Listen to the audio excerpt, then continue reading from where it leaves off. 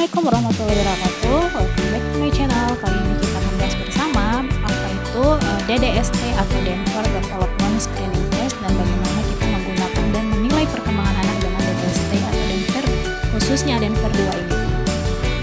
DDST merupakan salah satu metode screening yang dilakukan untuk menilai perkembangan anak usia 0 sampai 6 tahun ya, yang digunakan pada penilaian DDST ini.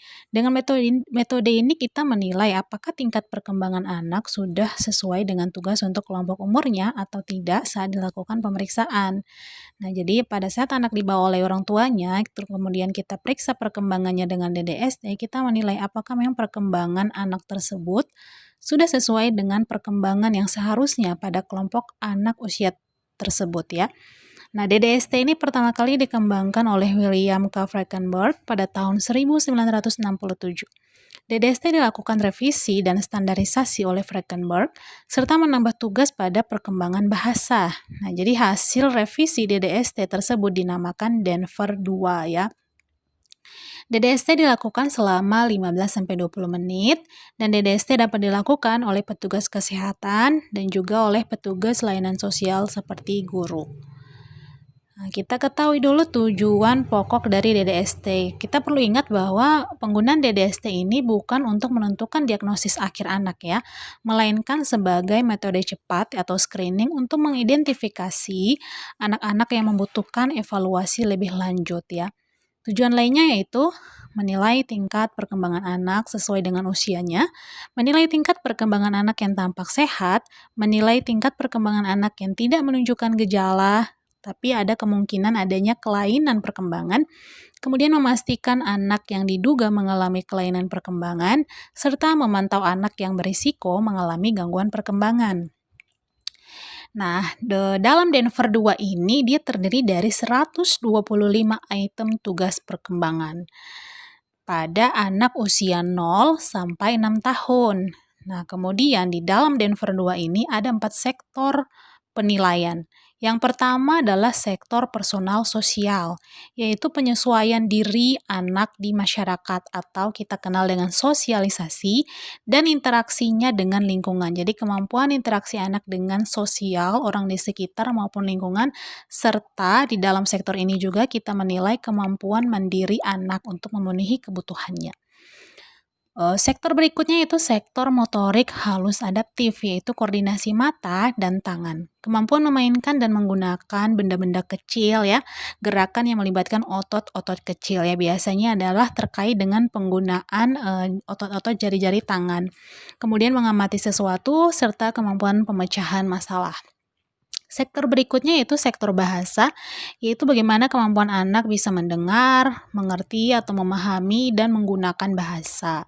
Selanjutnya ada sektor motorik kasar, yaitu aspek berkaitan dengan pergerakan dan sikap tubuh anak. Contohnya seperti duduk, bagaimana anak berjalan, dan melakukan gerakan umum otot besar lainnya. Jadi di sini kita harus bisa membedakan seperti apa itu motorik kasar dengan personal sosial. Contohnya gini, kalau misalkan kita mau menilai kemampuan anak bermain bola dengan temannya, di situ kita bisa nilai dia masuk ke sektor mana ya. Nah, kata kuncinya dia bermain bola dengan temannya, berarti dia bisa berinteraksi dengan orang di sekitarnya, berarti dia lebih condong dia masuk ke sektor personal sosial. Kecuali kita menilai bagaimana dia menaiki tangga atau dia menendang bola, kemampuan dia menendang bola, nah itu adalah berarti kita menilai sektor motorik kasarnya, seperti itu ya. Nah, ini adalah gambar umum formulir Denver ya. Jadi di formulir ini kita harus nanti menentukan usianya dulu. Jadi di bagian atas ini adalah usia dimulai dari 0 bulan.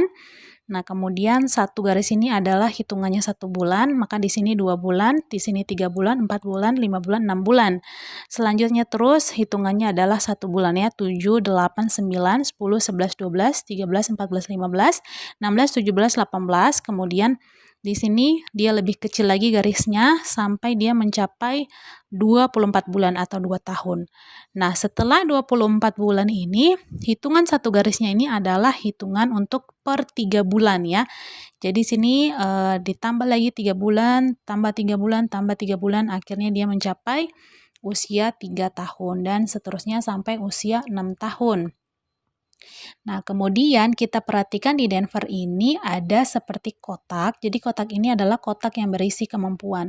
Di sini ada personal sosial, ini adalah kemampuan-kemampuan personal sosial.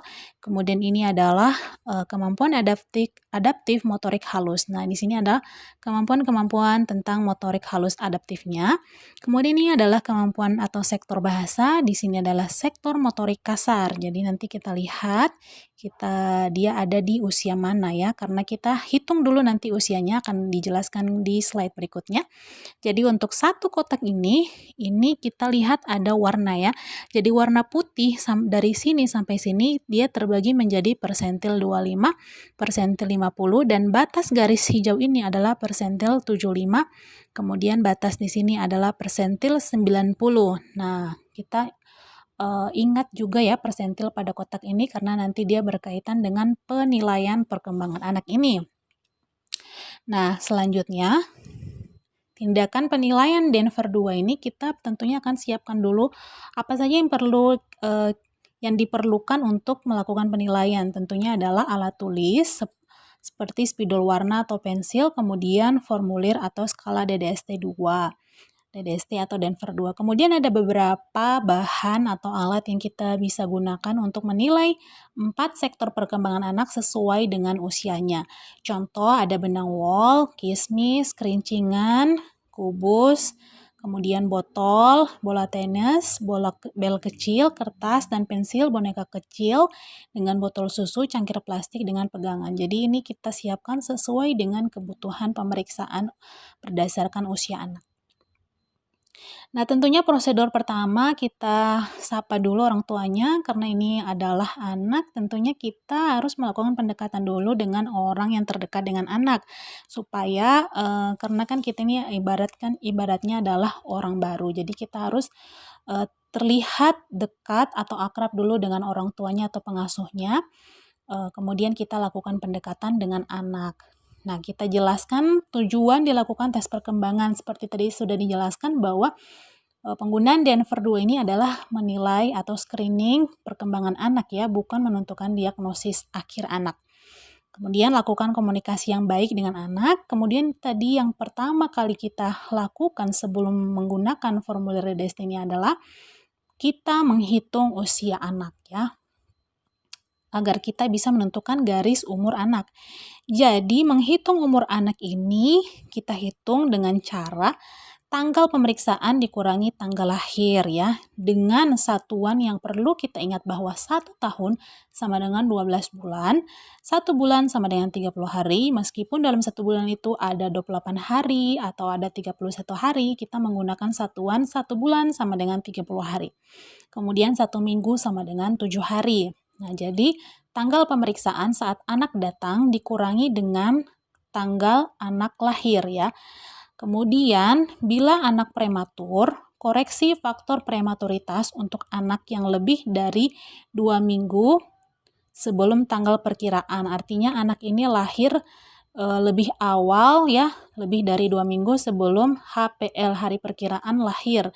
Dan dilakukan koreksi faktor prematuritas ini adalah ketika anak yang datang dilakukan pemeriksaan Denver ini, dia berusia kurang dari 2 tahun. Nah, kalau 2 tahun atau lebih, kita tidak melakukan koreksi faktor prematuritas.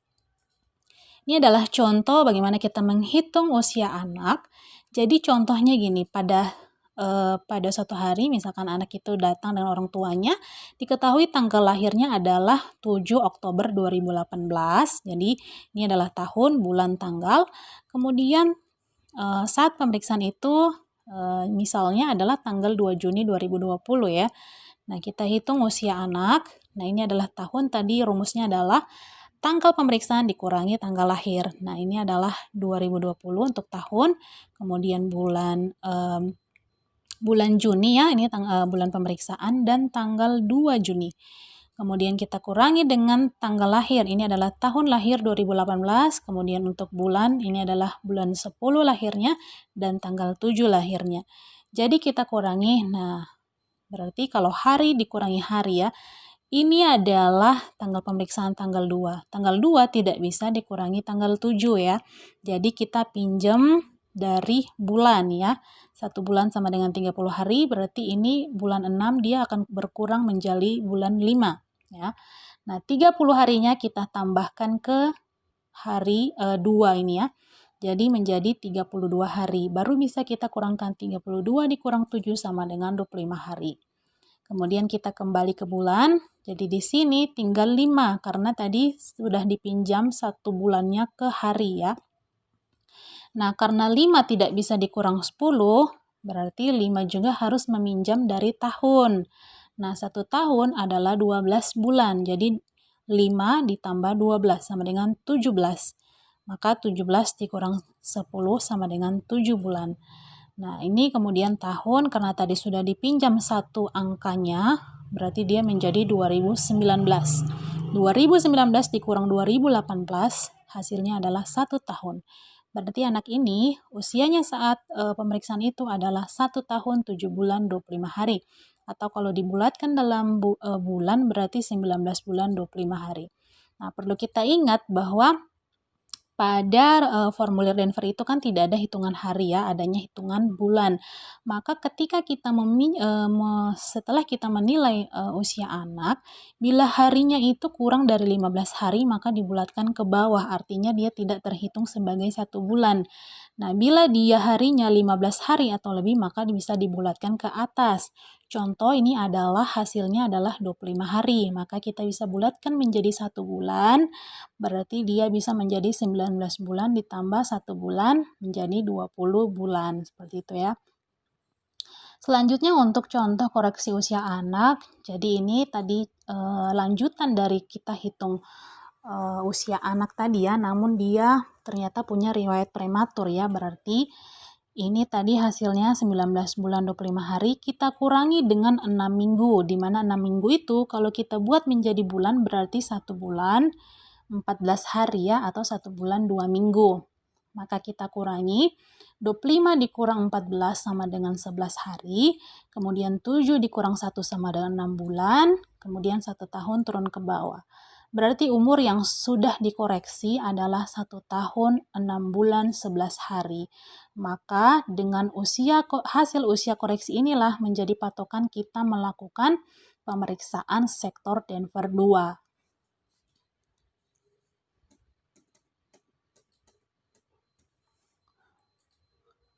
Kemudian setelah kita mengetahui usia anak, tarik garis umur dari garis atas ke bawah dan cantumkan tanggal pemeriksaan pada ujung atau atas garis umur ya.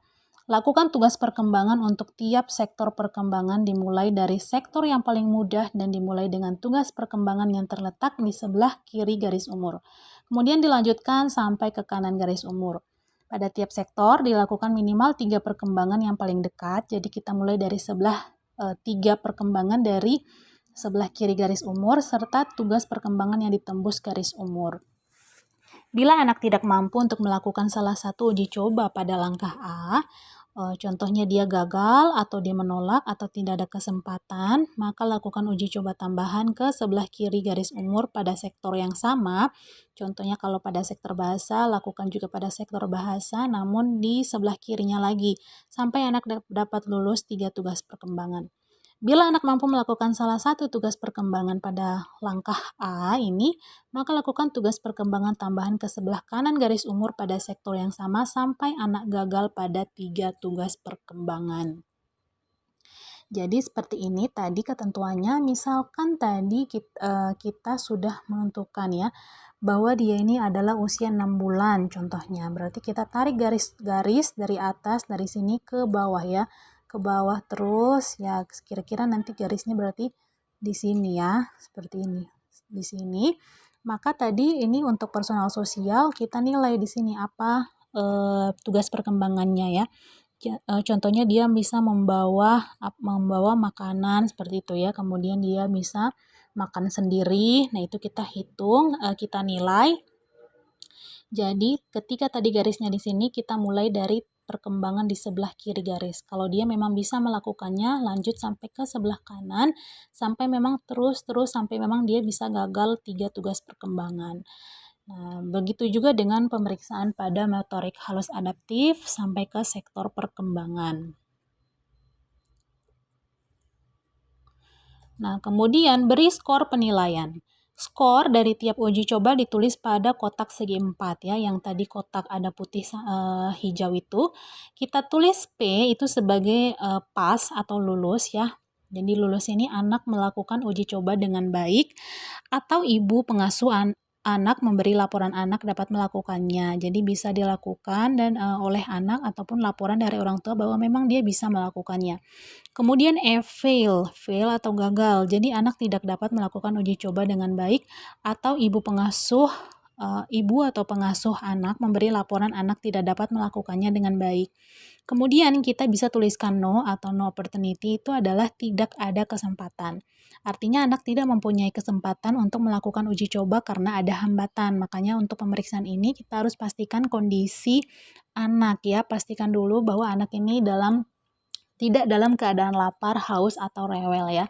Skor ini hanya boleh dipakai pada uji coba dengan tanda R. Nah, R ini apa? R adalah refusal atau menolak. Anak menolak untuk melakukan uji coba. Jadi, tadi yang di kotak ini, nah kita baca tadi kan ini tugas perkembangan misalkan. Ternyata anak ini bisa melakukannya, berarti kita tulis P ya. Kemudian kalau misalkan dia gagal berarti F, seperti itu penilaiannya. Nah, individual. Jadi kalau misalkan dikatakan lebih atau advance, itu adalah bila mana lewat pada uji coba yang terletak di kanan garis umur, dinyatakan perkembangan anak lebih pada uji coba tersebut. Jadi, ini tadi adalah contoh garis umur yang sudah kita tarik berdasarkan usia. Nah, ketika dia di sini memang sudah lulus, sudah P, sudah pas ke sebelah kanannya dia juga pas ya. Berarti dia dikatakan adalah advance ya. Kemudian dikatakan normal bila gagal atau menolak melakukan tugas perkembangan di sebelah kanan garis umur dikategorikan sebagai normal. Jadi ketika sudah ini garis umurnya di sebelah kiri ini pasti sudah pas ya, sudah lulus. Nah, ketika kita coba ke tugas perkembangan di sebelah kanan garis umur ternyata dia F atau fail atau dia refuse atau menolak, dia masih dikategorikan sebagai normal. Nah, demikian juga bila anak lulus atau P, gagal atau F, atau menolak atau refuse, R pada tugas perkembangan di mana garis umur terletak antara persentil 25 dan 75, maka masih dikategorikan sebagai normal. Ya, yang tadi sudah saya jelaskan bahwa satu kotak itu kan ada warna putih sampai hijau ya. Ini adalah contoh, nah ini adalah hijau ya. Jadi di sini putih persentil 25 sampai batas sini persentil 75, ini adalah persentil 90. Nah, ketika pada saat kita menarik garis, kita sudah menilai perkembangan dari sebelah kiri, pas dia menembus tugas perkembangan ini, anak itu masih lulus ya. Dia lulus, kemudian atau dia ternyata memang gagal ya, gagal di tugas perkembangan ini, atau dia menolak atau refuse pada garis yang menembus tugas perkembangan ini. Namun dia masih berada pada persentil ini antara 25 sampai 75. Ini masih dikatakan normal ya. Selanjutnya ada yang namanya caution atau peringatan. Itu adalah bila seorang anak gagal atau menolak tugas perkembangan, di mana garis umur terletak pada atau antara persentil 75 dan 90. Nah, ini adalah kotak hijau yang tadi saya katakan bahwa di sini adalah batas 75, di sini 90. Nah, ketika dia ternyata gagal atau menolak tugas perkembangan ini, namun dia garis umurnya terletak di persentil 75 atau di antara persentil 75 dan 90 atau di persentil 90 ya. Jadi dia gagal dan dia menolak, ini dikatakan sebagai caution atau peringatan. Kemudian ada yang namanya delay. Delay ini adalah bila seorang anak gagal atau menolak melakukan uji coba yang terletak lengkap di sebelah kiri garis umur. Jadi ini ketika kita menarik garis umur, tadi kan kita katakan bahwa dimulai dari 3 tugas perkembangan di samping garis umur pada satu sektor ya. Nah, ternyata pada tugas perkembangan di sebelah kiri garis umur, dia gagal dan dia menolak. Nah, ini dikatakan sebagai delay atau keterlambatan. Kemudian ada yang namanya no opportunity, tidak ada kesempatan. Pada tugas perkembangan yang berdasarkan laporan, orang tua melaporkan bahwa anaknya tidak ada kesempatan untuk melakukan tugas perkembangan tersebut. Hal ini dimasukkan dalam mengambil kesimpulan ya.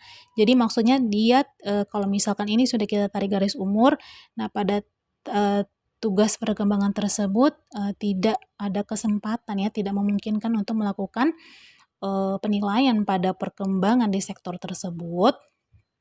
Nah, ini kita tidak bisa mengambil kesimpulan atau disebut dengan no opportunity ya. Nah, kita ambil kesimpulan bagaimana? Jadi tadi yang sudah kita nilai berdasarkan setiap sektor, kemudian kita nilai pada kotak garis perkembangannya itu apakah dia P, apakah dia F, atau apakah dia R atau no. Kita nilai kalau dikatakan normal bila tidak ada keterlambatan dan atau paling banyak satu quotient ya. Jadi di sini intinya adalah tidak ada yang namanya keterlambatan atau F ya saat kita menilai perkembangan mulai dari sebelah kiri garis umur sampai ke sebelah kanan. Ya, jadi tidak ada keterlambatan atau delay dan juga tidak ada quotient ya. Nah, apa yang kita lakukan kalau dia normal ya kita lakukan ulang ya pada kontrol berikutnya. Artinya kita nilai lagi Denver 2 ini pada jadwal kontrol berikutnya. Nah, kemudian ada kesimpulan dikatakan suspek ya. Suspek ini adalah bila didapatkan 2 quotient atau lebih dari 2 quotient dan atau satu delay atau satu keterlambatan atau lebih dari satu keterlambatan ya. Jadi kalau tadi di normal ini kita bisa mentoleransi paling banyak satu quotient, tapi kalau quotientnya sudah 2 berarti dia masuk ke dalam suspek. Atau ternyata dia ada satu delay, nah itu masuk ke dalam suspek. Apa yang kita lakukan? Yang kita lakukan adalah kita uji kembali penilaiannya dalam 1-2 minggu untuk menghilangkan faktor sesaat seperti rasa takut, keadaan sakit, atau lelah. Nah, yang tadi seperti saya katakan bahwa kita pastikan anak ini dalam kondisi seperti apa. Apakah memang dia memang kurang sehat atau sedang rewel, takut gitu ya. Jadi dia juga bisa mempengaruhi hasil penilaian. Jadi kalau suspek dia, kita lakukan penilaian lagi dalam 1-2 minggu setelah kita lakukan pemeriksaan. Nah, kemudian ada kesimpulan tidak dapat diuji atau unstable. Ini adalah ketika ada skor menolak atau refuse 1 atau lebih. Nah, uji coba terletak di sebelah kiri garis umur atau menolak pada lebih dari satu uji coba yang ditembus garis umur pada daerah 75-90. Artinya di sini kalau ada dia merefuse pada tugas perkembangan di sebelah garis kiri umur ya, karena yang paling penting itu adalah di garis kiri umur. Kalau ada dia menolak, maka dia tidak dapat diuji atau unstable kesimpulannya. Atau ternyata memang ada dia menolak lebih dari satu uji coba pada saat garis umur itu menembus persentil 75-90% pada satu kotak tahap perkembangan. Nah, kalau dia dikatakan tidak dapat diuji atau unstable, maka yang kita lakukan adalah lakukan uji ulang dalam 1-2 minggu. Jadi dia sama seperti pada yang dikatakan suspek. Nah, akhirnya terminasi dari tindakan ini adalah beri pujian pada kedua orang tua atau pengasuh atau tindakannya membawa anak untuk dilakukan tes perkembangan, beri penjelasan mengenai hasil tes perkembangan, kapan harus kembali, anjuran di rumah, dan apabila ada anjuran tindak lanjut ya.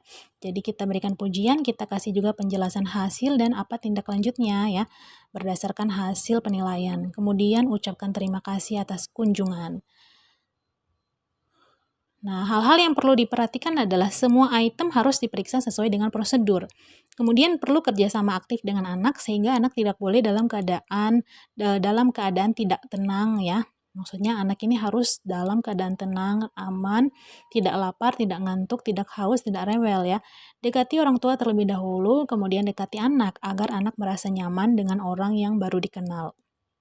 Kemudian tersedia ruangan yang cukup luas, ventilasi yang baik, dan berikan kesan santai dan menyenangkan. Orang tua harus diberitahu bahwa ini bukan tes mengukur tingkat IQ, melainkan tes menilai perkembangan anak secara menyeluruh. Oke, sekian penjelasan kita pada pembahasan kita pada hari ini. Jangan lupa like, subscribe, dan bagikan ke teman Anda yang membutuhkan. Wassalamualaikum warahmatullahi wabarakatuh.